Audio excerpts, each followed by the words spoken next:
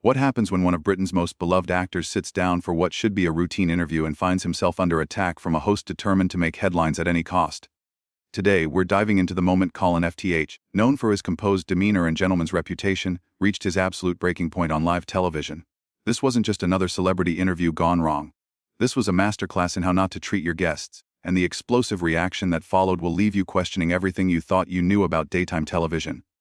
Make sure to hit that subscribe button and drop a comment below, because you're not going to believe what unfolds here. The tension starts building from the very first question and escalates into something nobody saw coming. Colin Firth walked onto the View set that Tuesday morning expecting to discuss his latest film, a period drama that had been generating significant awards buzz. The promotional tour had been going smoothly with interviews focusing on his craft, his preparation for the role, and his thoughts on the historical significance of the story. He settled into his chair with his characteristic quiet confidence, adjusting his jacket and offering that familiar, understated smile to the audience. Joy Behar, however, had other plans entirely, so Joy began, leaning forward with a predatory gleam in her eyes. Before we talk about your little movie, I have to ask about something that's been bothering me. You British actors come over here, take roles from American actors, make millions of dollars, and then go back home and criticize our country. Don't you think that's a bit hypocritical? The studio fell silent. This wasn't the planned opening question and everyone could sense it. Colin's expression shifted almost imperceptibly, his polite smile faltering for just a moment before he composed himself. I'm sorry, I'm not sure I understand the premise of your question, Colin replied, his voice measured but with a slight edge. I've never criticized America as a whole, and I certainly don't view my work here as taking anything from anyone. Acting is a collaborative art form that transcends national boundaries. Joy waved her hand dismissively. Oh, please don't give me that diplomatic nonsense. You've been quoted multiple times being critical of American politics, American culture. You come here, you take our money, and then you lecture us. Isn't that exactly what colonialism looks like in the modern era? The other hosts exchanged uncomfortable glances. This was clearly not the direction anyone had expected the interview to take, and the tension in the studio was becoming palpable. Colin straightened in his chair, his jaw tightening slightly. I think you're conflating several different things, Colin said, his British accent becoming more pronounced as his composure began to crack. Having opinions about political policies which any citizen of the world is entitled to have is not the same as attacking a culture or a people, and suggesting that my work here constitutes some form of cultural colonialism is not only inaccurate but frankly insulting. Insulting. Joy's voice rose clearly, enjoying the reaction she was getting. What's insulting is coming into someone's house, eating their food, and then complaining about the cooking. You've made millions in Hollywood, Colin. Millions, and then you go back to your fancy London life and tell everyone how awful we are. I have never ever said anything of the sort. Colin's voice remained controlled, but there was steel in it. Now, I've been nothing but grateful for the opportunities I've had to work with incredibly talented American actors, directors, and crews. If you're going to make accusations like this, I'd appreciate it if you could provide specific examples rather than dealing in generalities and mischaracterizations. The camera caught the moment perfectly, zooming in on Colin's face as his famous composure began to show cracks. His hands, usually so relaxed and just gesticulating naturally when he spoke, were now gripping the arms of his chair. Oh, you want specifics? Joy leaned back with a satisfied smirk. How about that interview you gave to The Guardian where you called American political discourse increasingly primitive? Or when you said our health care system was morally bankrupt? Ring any bells? Colin's face flushed slightly, but his voice remained steady. Context matters, Joy. Those comments were made in response to specific questions about specific policies, not sweeping judgments about American people or culture. And frankly, I stand by those observations. Having an opinion about healthcare policy is not an attack on America. See, there you go again. Joy's voice was getting shriller now, clearly feeling like she had him on the defensive. You can't help yourself, can you? Even when you're called out, you double down. I stand by those observations. She mimicked his accent mockingly. How generous of you to stand by your insults. The studio audience was completely silent now, watching this train wreck unfold in real time. The other hosts looked like they wanted to be anywhere else, but Joy was clearly in her element, feeding off the conflict she had created. They weren't insults, Colin said, his voice dropping to a dangerous quiet. They were observations made by someone who cares deeply about social justice and human welfare. If you want to characterize compassion as an attack, that says more about you than it does about me. Joy's eyes lit up. She had found her opening. Compassion. She laughed, a harsh sound that echoed through the studio. Is that what we're calling it now? Compassion. You said. Colin's hands slowly released their grip on the chair arms, and for a moment the studio held its collective breath. When he spoke again, his voice was different, colder, with an edge that cut through the air like a blade. Playing dress up, Colin repeated slowly, each word deliberate and precise. Is that how you view the craft that I've dedicated my entire adult life to? The same craft that has allowed me to bring stories to life that matter to people. Stories that explore the human condition. Stories that actually contribute something meaningful to the world. Joy sensed she might have pushed too far but doubled down anyway. Oh, spare me the noble artist routine, Colin.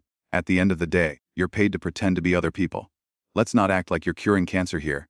And what exactly do you do? Colin's voice was rising now, his famous restraint finally beginning to crack. You sit behind this desk every day and tear people down for entertainment. You invite guests onto your show under the pretense of having a conversation, and then you ambush them with personal attacks and inflammatory accusations. Tell me, Joy, what exactly is your contribution to society? The other hosts were frozen, clearly wanting to intervene but not knowing how. The camera operators continued filming, knowing they were capturing television gold, even if it was uncomfortable to watch. Joy's face was reeling now, her own composure slipping. My contribution: I hold people accountable. I ask the tough questions that other people are afraid to ask. I don't let celebrities waltz in here and get free publicity without challenging them. Challenging them. Colin let out a laugh, but there was no humor in it. Is that what you call this? Because from where I'm sitting, this feels more like a coordinated character assassination. You've taken comments out of context, attributed motivations to me that don't exist, and now you're dismissing my entire profession as if it's somehow beneath your lofty standards of journalism. Don't lecture me about journalism. Joy snapped back. I've been doing this longer than you've been making movies. Then act like it. Colin shot back, his voice sharp enough to cut glass. Professional journalists ask questions to elicit information and create understanding. They don't create false narratives and then attack their guests for refusing to validate them. What you're doing isn't journalism. It's performance art. And frankly, it's not very good performance art. The studio audience was completely silent now, watching this verbal battle unfold with the kind of fascination usually reserved for car accidents. Joy's face was getting redder by the second, and her voice was rising to match Colin's intensity. How dare you come on my show and tell me how to do my job?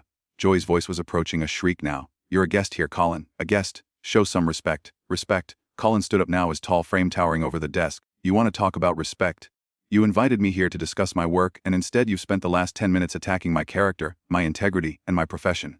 You've shown me no respect from the moment I sat down, so don't you dare lecture me about respect now. One of the other hosts, clearly desperate to defuse the situation, tried to jump in. Maybe we should take a commercial break. And no, Joy cut her off sharply, her eyes never leaving Colin's. We're not taking a break. Mr. FTH here seems to have something he wants to get off his chest. Please, Colin, continue. Tell us all how unfairly you've been treated. Colin stared at her for a long moment, and when he spoke again, his voice was deadly quiet. You know what, Joy? You're right, I do have something I want to get off my chest. I've been doing interviews for over 20 years. And in all that time I have never, not once, encountered someone who seems so determined to create conflict where none existed. You didn't invite me here for an interview. You invited me here to be your punching bag. That's ridiculous, Joy protested. But her voice lacked conviction now. Is it? Colin leaned forward, placing his hands on the desk. Let me ask you something. Did you watch my film before today? Did you research my actual quotes in their context? Did you prepare any questions about the work I'm here to promote? Or did you just decide that attacking a guest would make for better television than actually having a conversation? Joy opened her mouth to respond, but Colin wasn't finished. Because here's what I think happened. Colin continued, his voice gaining momentum. I think you decided before I even walked in here that you were going to create a moment. You were going to be the tough host who took down the pretentious British actor. You constructed a narrative in your head about who I am and what I represent, and you didn't let little things like facts or fairness get in the way of that narrative. You're being paranoid, Joy said, but she was clearly rattled now. Am I? Colin's laugh was bitter. Then explain to me why every single question you've asked has been designed to put me on the defensive. Explain to me why you've mischaracterized every statement I've ever made about policy as an attack on American people. Explain to me why you've reduced my entire career to playing dress-up while simultaneously expecting me to sit here and smile politely while you tear me apart. The camera caught everything. The beads of sweat forming on Joy's forehead, the way her hands were trembling slightly as she shuffled her notes, the complete silence from the other hosts who clearly wanted no part of this battle. I'm doing my job, Joy said weakly. No, Colin said firmly. You're hiding behind your job. There's a difference between holding someone accountable and creating a hostile environment for your own entertainment. And the fact that you can't see that difference is exactly the problem. Joy's composure was completely gone now. You don't get to come on my show and attack me, Colin.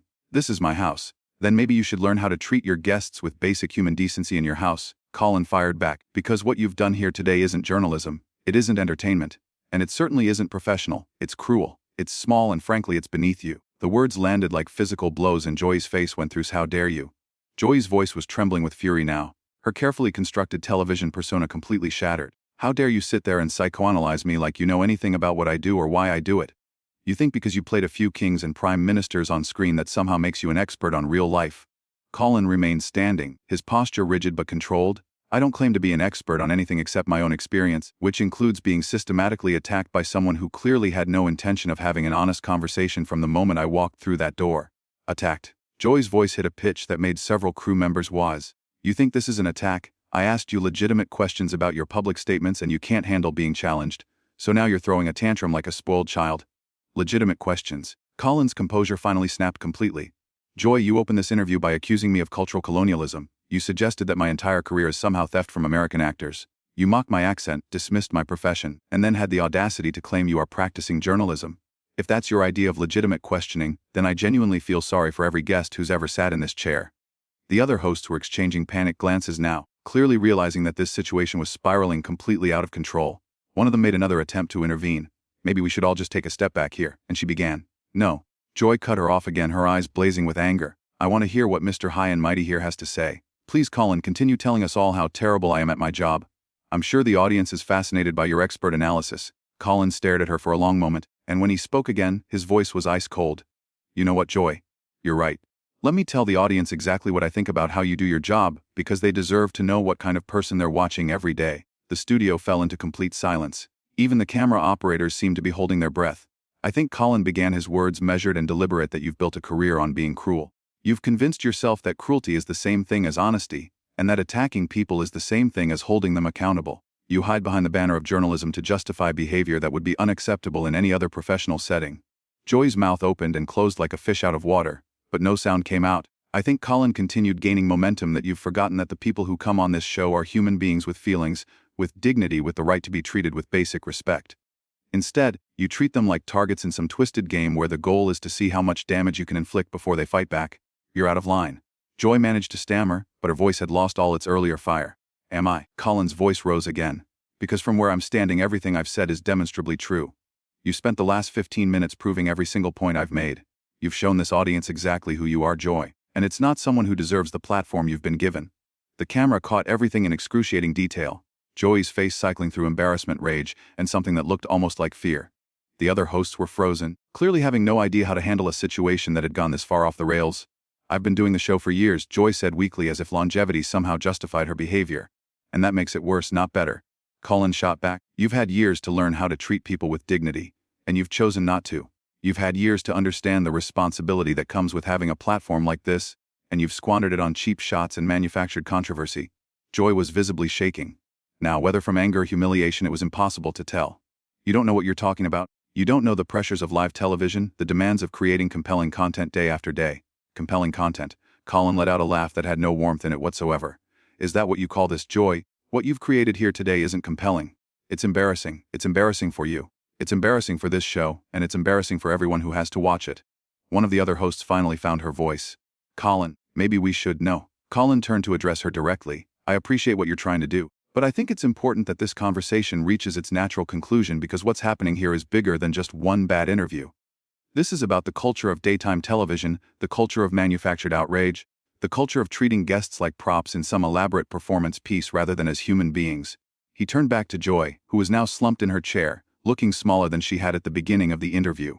You want to know what real journalism looks like, Joy? Real journalism involves preparation, research, good faith questions designed to elicit interesting information. Real journalism means treating your subjects with respect, even when you disagree with them. Real journalism means being willing to have your own assumptions challenged, not just using your platform to reinforce your existing prejudices. Joy tried one last time to regain control. I don't have to sit here and listen to this from some actor who thinks he's better than everyone else. You're right, Colin said simply. You don't have to sit here and listen to this. But if you choose to walk away, if you choose to end this conversation rather than engage with the legitimate criticisms I'm raising, then you'll be proving every single point I've made about your character and your professionalism. The challenge hung in the air like a gauntlet thrown down. Joy looked around the studio at her co-hosts, at the crew, at the cameras, clearly realizing that she was trapped.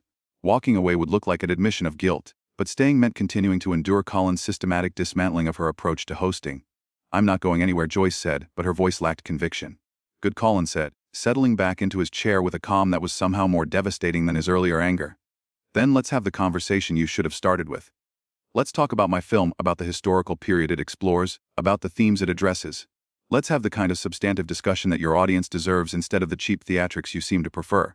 Joy stared at him, clearly at a complete loss. The woman who had started the interview with such aggressive confidence was now faced with a guest who had not only refused to be intimidated, but had turned the tables completely.